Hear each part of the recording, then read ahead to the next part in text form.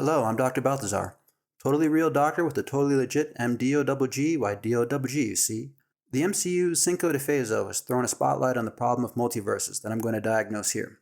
The problem with multiverses is they're stupid. There it is. Talk. Well, there you have it. Thanks for watching, everyone. Like, subscribe, future content. Okay, well, maybe we can go a little deeper as it relates to storytelling and why multiverses are just not a good thing for the MCU. So Avengers Endgame introduced, and the Loki miniseries expanded on, time travel in the sacred timeline with its endless time variants, wherein we have an infinite number of every character from an infinite number of potential realities. My assumption is this is based on Lorenz's concept of the butterfly effect that he published in 1963. In that study, he theorized that the smallest of actions within a system can have the most unpredictable impacts on the whole of the system, like a butterfly in Brazil flapping its wings, setting off a chain of meteorological events that culminates in a tornado in Texas. By that logic, any change in the past can lead to a wildly different present, setting up endless possible realities. It's a subset of chaos theory, which I'm not getting into today. So hypothetically speaking, if you didn't leave the toilet seat up, and your girlfriend didn't take a plunge into that porcelain swimming pool, Motherfucker. and she didn't dump your ass because you thought it was far too hilarious to sell a contrite apology, you may be happily married right now, contributing to the gross overpopulation of the planet, rather than writing a script for a YouTube video. You enjoy that, boy. You've earned it. Still hilarious. Apologize for nothing. As an aside, maybe that's why women don't go to the bathroom alone. Multiple sets of eyes to double check that the toilet seat is in the blast-off position. Or maybe there's roving bands of roughneck lesbians that lurk in women's bathrooms, or are easily dissuaded by women in groups of their own. Well, not my concern either way. Meanwhile, back at the classy clam bake. Anyway, the butterfly effect postulates that almost anything is possible, though perhaps not plausible, due to every decision, no matter how inconsequential, creating unpredictable end results, which puts it on one end of a spectrum that has predetermination on the other end. Predetermination is a concept that contends all things that have happened or will happen do so in the only way they ever possibly could, since a micromanaging deity is puppet stringing every action by everyone and everything everywhere, always and forever. Personally, I don't like either end of the spectrum, but running with the concept of the butterfly effect, you have infinite realities possible, and therefore infinite versions of individuals in the MCU available, by virtue of variations in time. Aside from variations in time, we also have infinite variations in place, thanks to Spider-Man No Way Home and Doctor Strange in the Multiverse of Stupid. This is a parallel universe concept which may or may not have begun in comic books of Superman and Bizarro, who's a doppelganger of Superman from a parallel universe where everything is opposite to our universe.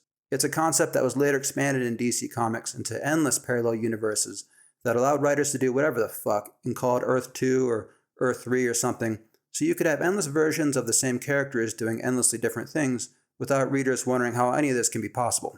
If Batman and Superman realize they're non-binary or some shit and decide to get something cooking, it's just how Earth 69 rolls, you know? That's hot. Buy a comic from Earth 25 if that isn't your flavor of vodka. Marvel later picked up the same idea sometime after I stopped reading comics back in the 90s. As to whether it resonated with readers over the years, some other channel will have to enlighten you. I have no idea, although I have my doubts. Of course, I've been wrong before, and certainly will again.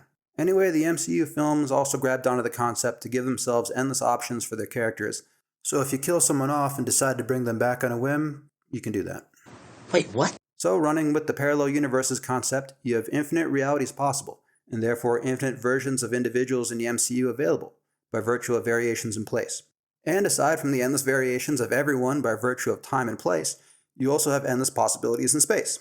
The Guardians of the Galaxy movies establish a limitless universe, in which almost any conceivable species of any conceivable set of skills, traits, or power sets are possible, somewhere out in the vast reaches of the infinitely huge. The Ant-Man movies also establish a limitless quantum universe, in which almost any conceivable species of any conceivable set of skills, traits, and power sets are also possible, somewhere in the vast reaches of the infinitely tiny. So whether you go big or go small, if you search around long enough, you can always find a MacGuffin with the perfectly suited skills, traits, or power sets to instantly and easily solve whatever problem has arisen. That's just a logical conclusion based on probability. With limited resources, we have to make do with what we've got on hand, and hope it's enough. With unlimited resources, we just have to find the correct tool for the task. It's mathematically out there somewhere, so no biggie. Yeah, we got that too. All of this is an issue for creating meaningful problems and tension in the MCU storylines because of what you might call a "you got this, right?" effect. Or if psychology is your jam, it's the bystander effect, which is the conclusion of Latane and Darley's 1968 publication of an oft-repeated social experiment in which an individual with no one around and no reason to think anyone else will become available to lend a hand is faced with a challenge or choice, and will usually rise to it because they take on personal responsibility for the task and its outcome.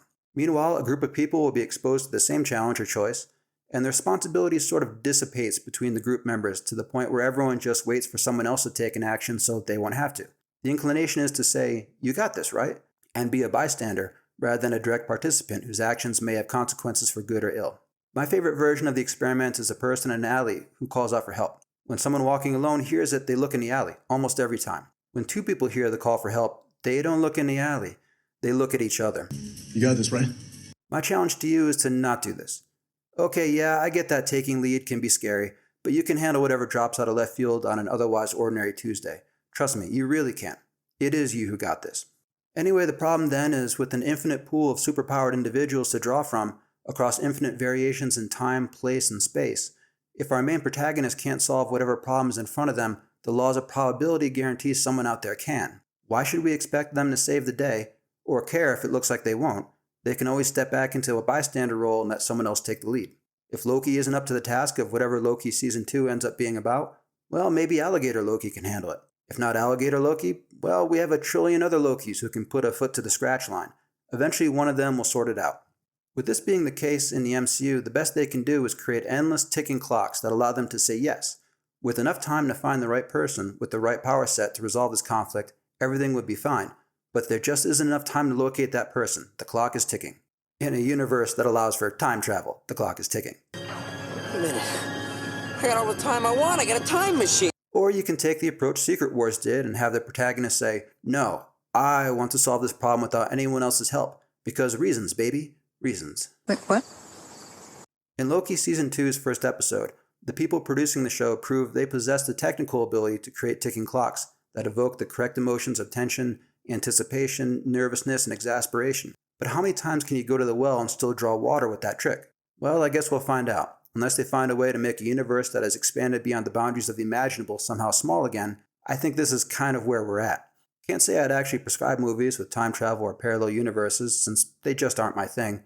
But if I did, Back to the Future, Edge of Tomorrow, and Everything Everywhere All at Once would be that prescription. Anyway, I'm Dr. Balthazar. Thanks for watching. Like what you like, don't what you don't. It's all your call, Kemosabe. Take it easy, everyone.